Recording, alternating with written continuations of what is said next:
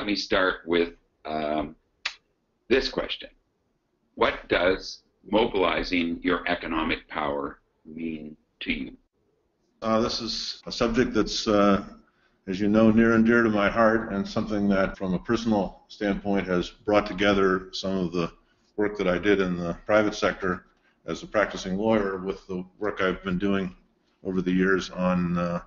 social issues. So it's from a personal standpoint, it represents the mobilization of economic power, an opportunity to try to devise approaches, solutions, and strategies that really meet both opportunities and needs.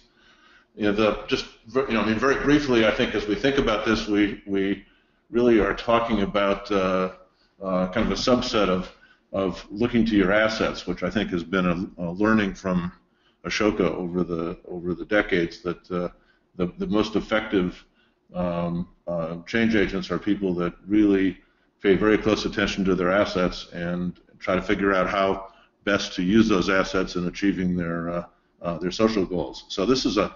sort of a key subset of that point of view. And I think, as I think about it, I try to distinguish, very broadly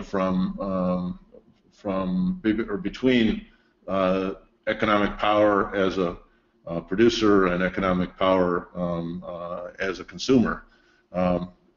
Your book, your chapter, I think, makes great use of the example of Ron Layton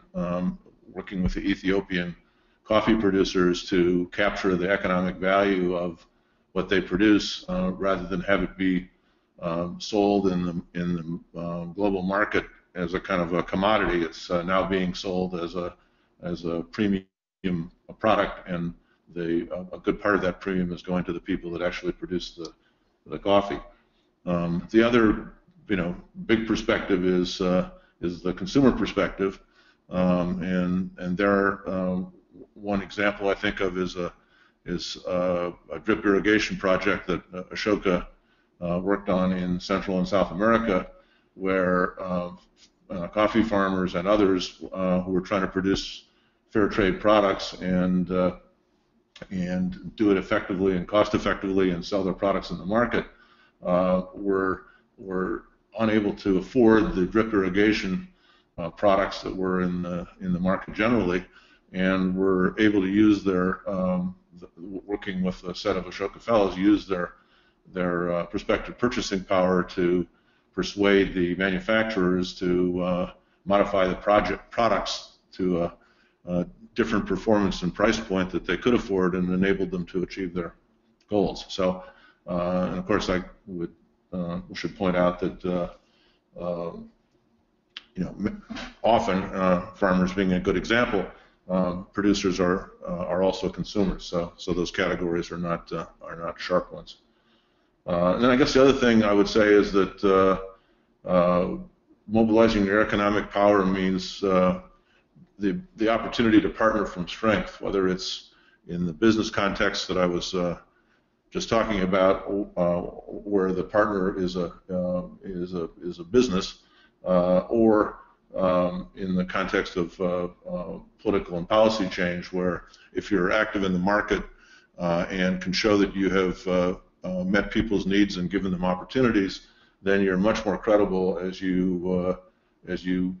seek to change policies to make that easier and more effective. There are a lot of wonderful examples of people mobilizing power. From for example, there's an Ashoka fellow in India who's recognized that street vendors are extremely vulnerable to relatively frequent disasters in Gujarat, and that really they could form their own insurance company, pay very small, affordable premiums, and then be in a position to get back into business promptly after a big storm, or after a flood, or after an urban riot, and that this has made a huge difference in their economics, but it also has made a big difference in their sense of themselves. So being a full economic citizen is really a mindset change on the part of the the people who most social entrepreneurs are trying to help, and then there is a corresponding mind shift change at the level of the people that are doing the organizing and planning. So I think there's a long history of really understanding that mindset is as critical as finances, and but that a mindset that doesn't take into account the economic power of the beneficiary community is leaving its strongest card on the table.